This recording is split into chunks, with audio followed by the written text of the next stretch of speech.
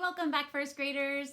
The first thing I want to tell you before we start our spelling words is that I made a big oops. I never make mistakes, do I?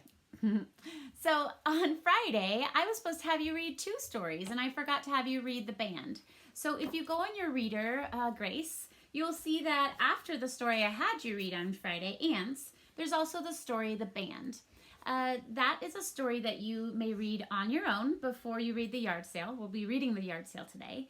And then the questions for the band are completely optional. You can do them if you'd like, or you can skip them altogether. So I will leave that up to you whether or not you want to do the questions in your kitty book for the band. But if you see that we skipped those today, it's because I made it. All right, I think I edited that a little weird. I'm going to cut myself off. But we're going to get started on spelling words. This week we have a whole new set of spelling words. Some of our spelling words we're practicing doing our sound. There's 2 ways to make our sound. Our letter M and then our double M, M. Those words are map and mice for just 1 M. And then we know that we need to double that M when we have a short vowel in front. So we have hammer with a double M, H-A-M-M-E-R, and trimmed. And that ED at the end makes the D sound. So when you're practicing, make sure that you do 2 M's and an ED, not just a D. We also have some consonant clusters, and that's when we have 2 consonants making a sound like sk. We have sk-ipt. We have scr. That's 3 consonants making the scr sound, scrub. And we have sp-ace, space. You guys are great with your consonant clusters, so we're going to keep practicing those this week. And then we have our tricky word could.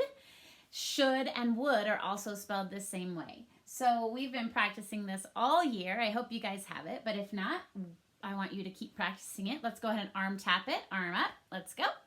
We're going to do, let's see, C-O-U-L-D, could. C-O-U-L-D, could. One more time. C-O-U-L-D,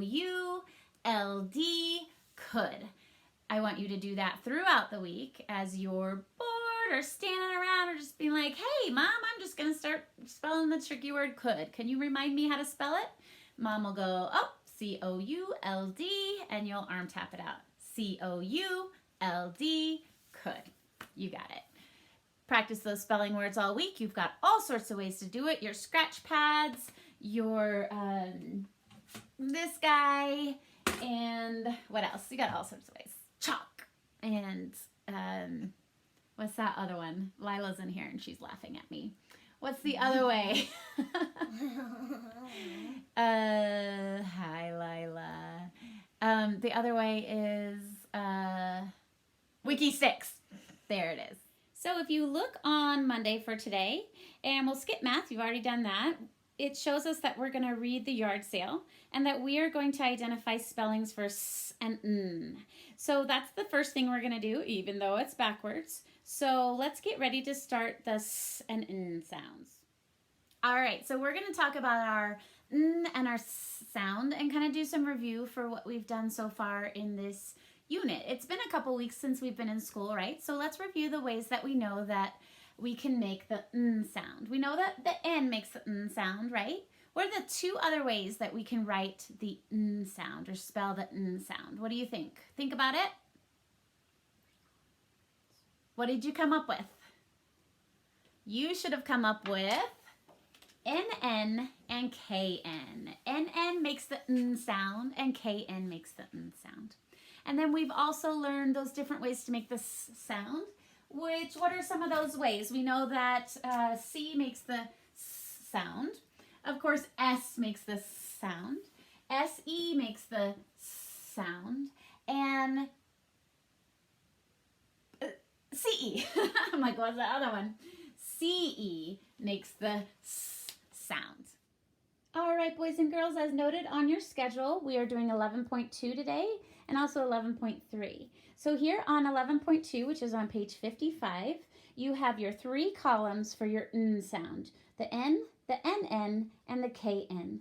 You're going to read your word in the box and decide which way we're spelling the N sound. So in sense, we know that the N is making the N sound. So we would put it in the N column. And we would write it right in there.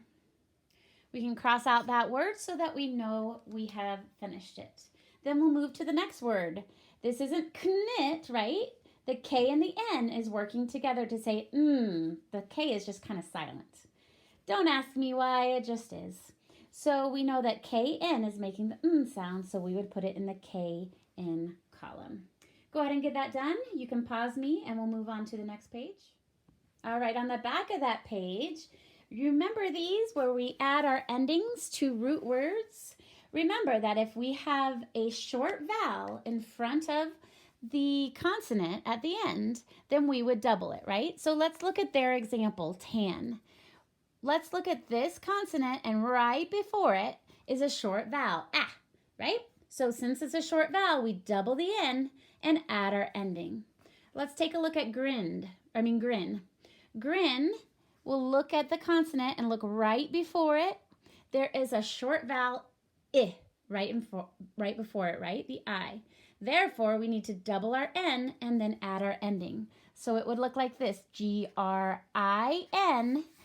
Double that N, so one more N and an ED. We do the same for our ending of ing. We'd write GRINNING. You're going to do the same with these. Look at that consonant. If it's a short vowel right before it, then you'll double your N to add your ending. Short vowel, short vowel, Good job. Go ahead and get that done, and we'll move on to our last page. And for our last page, which is 11.3, as noted in your schedule, we have words that have the S and the N sound in them. So let's read our first word. It's not k-ent, it's s-ent. And we'll find the picture that's a cent. We know that a cent is the same as 1 penny, right? So here's our penny. So we would write underneath it in our neatest, nicest handwriting, making sure to spell the word correctly, we would write cent. Match it up with the rest of your words. I'd like you to read those on your own and match them up to your pictures. All right, boys and girls, it's time for the second part of our lesson, and that's the part where we read in our reader. So go ahead and take your reader out and find the story, The Yard Sale, in your table of contents. You'll find that the yard sale is on what page? Find it and go to that page, and you may start reading.